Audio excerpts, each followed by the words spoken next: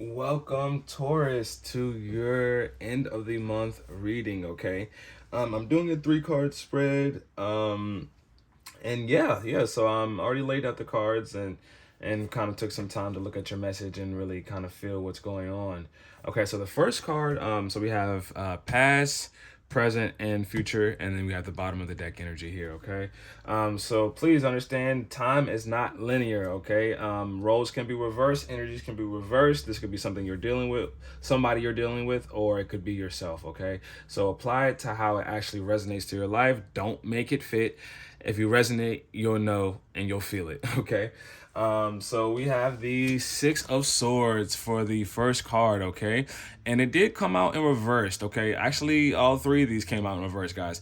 Please, if you know anything about tarot, reversals are not a bad thing. It's actually an opportunity for things to grow. It's calling out your areas that you need to work on. Okay, so if you see a reversal, don't panic, don't get upset, don't try to reject it. Okay, and actually, I'm saying that for a reason because there's actually these cards are saying there's a lot of rejection of growth here that you're kind of trying to avoid, but we'll get into that. Okay, so here we have the Six of Swords. You see a man, and his family moving past turbulent waters. Okay, you can see the kind of turbulent off to the right and then to calmer waters. This is usually a travel card as well too, maybe even overseas. Okay, you could be dealing with somebody overseas. Okay, this is the Six of Swords. Six has to do with love. Okay, this could be and maybe even a family dynamic. Something's going on here. You see the mom or or other partner, and then the child, and then the dad, or whatever his role may be.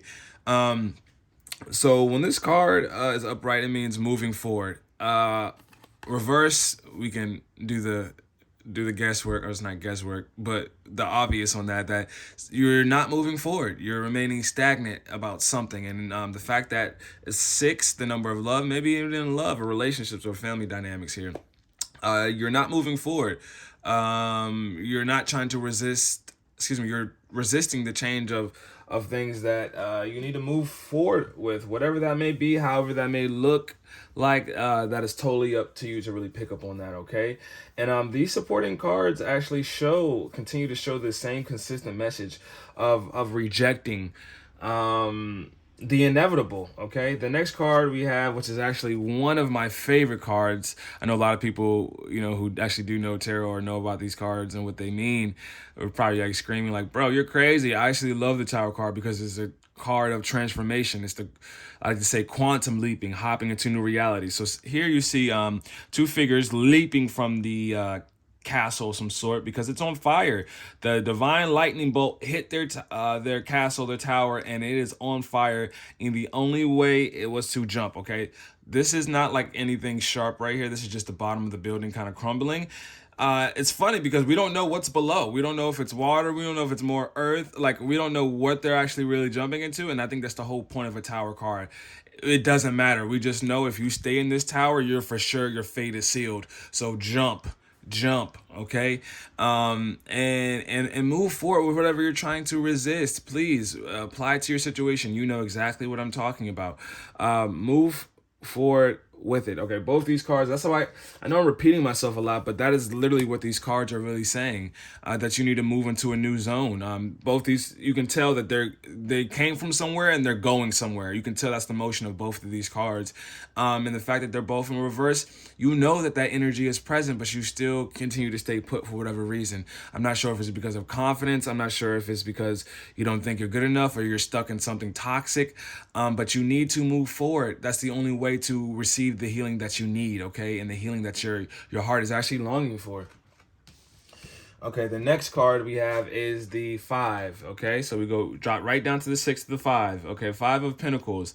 As you can see, there is two people outside. You can tell they look kind of rough, maybe even homeless, and they are outside of what it looks to be like a church, a mosaic type of church painting that's in the back.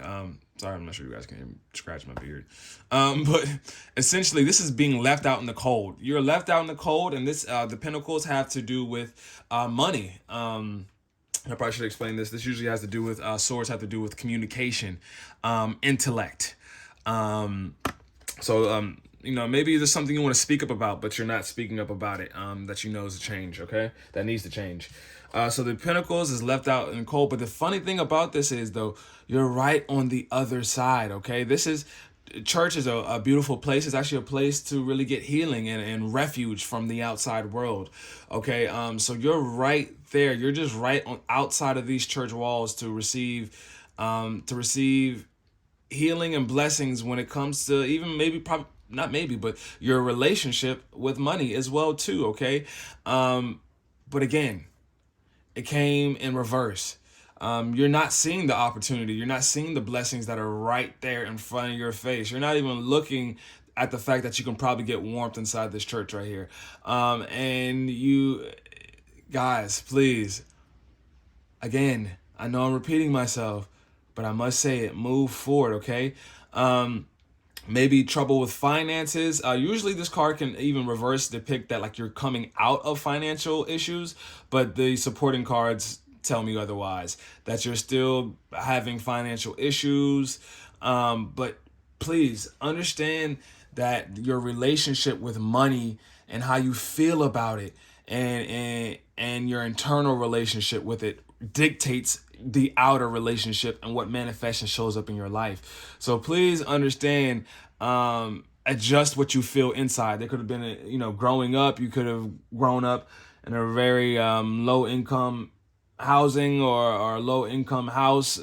Parents maybe didn't make much, so maybe something about being frugal or not having enough money is very strong in your vibration. But please understand, it is about the internal and how you feel about it, because it's essentially what you think about it will lead to your emotional charge, which your emotion, energy in motion, that's what that stands for, and that will support your action around it. So if it's a negative thought, you're going to continue to get negative things when it comes to financial situations. If it's a positive thought that you continue to reaffirm despite what you see on the outside, and you continue to beat the drum of abundance, guys, I speak only from personal. See, I had to like shake the camera. I speak only from personal experiences. Once I changed my relationship with money, it's just blessings on blessings, and I say that just to encourage you. I've been there. And let's rise above that. And it comes with, it's just like any other relationship in your life.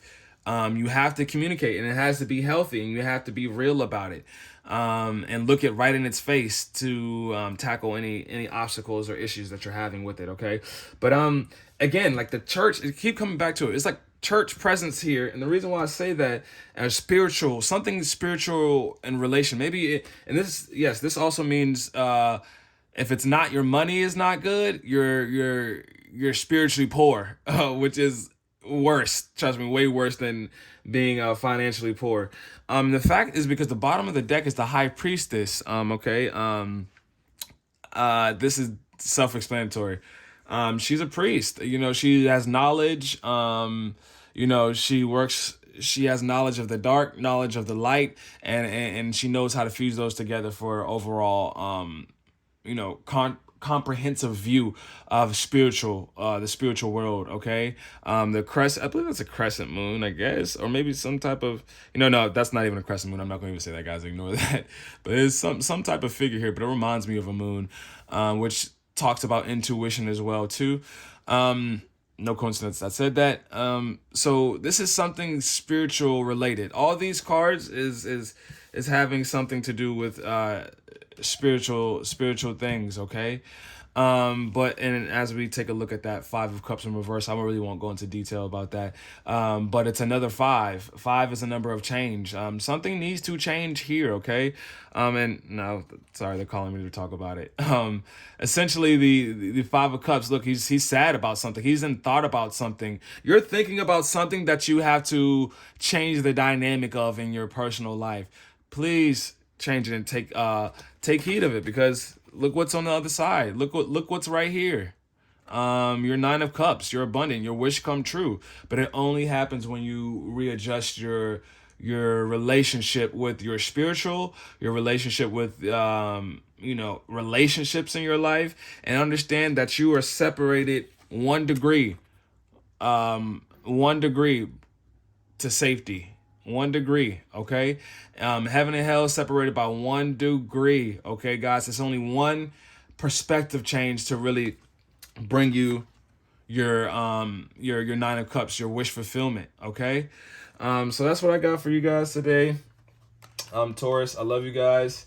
Have an awesome day, and move forward. That's what Spirit is calling for us to do today. Okay, guys, take care. And actually, I'm going to fuse this because we need to pull an oracle card. Trial and tribulation, guys. Don't worry, this is going to be super smooth over time. But I'm feeling it. It's just about the process of just getting the message out to you guys, because this is something I'm very passionate about. Because I've just seen this God work in so many crazy ways in our lives, and nothing is by coincidence. Everything leads back to something, and it's something that is, man, it's so much that I just wish I could really get into right now, but I know this is more so just to kind of enlighten you guys, and just to be a mirror of your own life. But maybe something coming in the future, where I really get more into metaphysics and how these things work. Okay. Cool. So we're pulling from the Mystical Shaman Oracle deck. Awesome deck. I love it. All right, so we're going to go ahead and see. Boom. The Heart of the Sky. Look at this. Boom. Look at that image. Man, wow, this looks good. 2 + 4, again, is 6. 2 has to do with balance and decisions. 4 is instability. And then you add them together, you create 6. So I believe this is love related, okay? Love related and even self-love related, okay? Please just rearrange the relationship with yourself if you feel like it's not healthy, because ultimately that is the relationship to everything else, okay? So let's go ahead and read this, okay? Let me scroll to that page real quick, or flip to it, I should say. Okay. The essence, the heart of the sky, is the love force that made all creation possible. This same force is present when you create with originality, when you bring formlessness to form, or inspired ideas to expression. This primeval force does not know good or bad. It is up to us to provide the clear intention that will guide it to manifest. The heart of the sky helps us call in beauty from the invisible world and birth it to the world of matter. Okay, and I think that's giving me big High Priestess vibes, which is right after the Magician, which is the manifester into reality card. So this is, and you see these pillars, the duality, the black pillar and the white pillar. Okay. So the medicine. You may feel responsible for everything and everyone. Perhaps you think you have to do it all alone.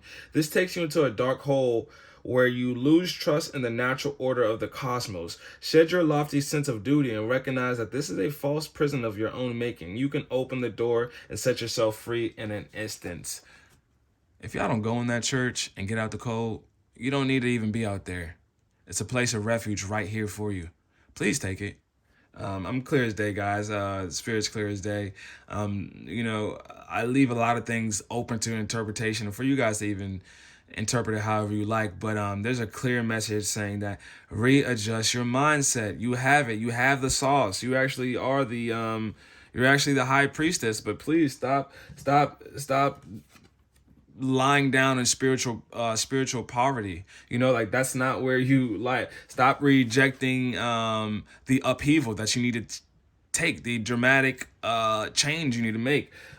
Stop trying to not move into calmer waters, guys. Please, this is a very clear cut and dry message that we have to move, but you're very close. Please do not give up. Okay, I send encouraging love and light to you guys. Thank you so much. All right, enjoy the rest of your day again.